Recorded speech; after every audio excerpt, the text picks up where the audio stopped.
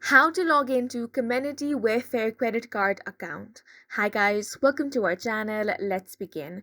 First, open up any web browser you want and search for Comenity Wayfair Credit Card Login.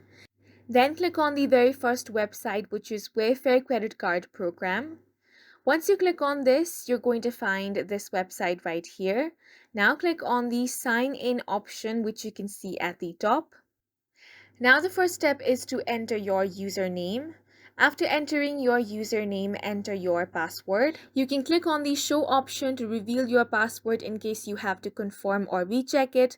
Check the remember me option if you want to remember your credentials. Then click on the sign in option. In case you have forgotten your username or password, click on the link that says forgot username or password. Click on register now option if you want to create a new account. And this is how you can log into your Comenity Wayfair credit card account.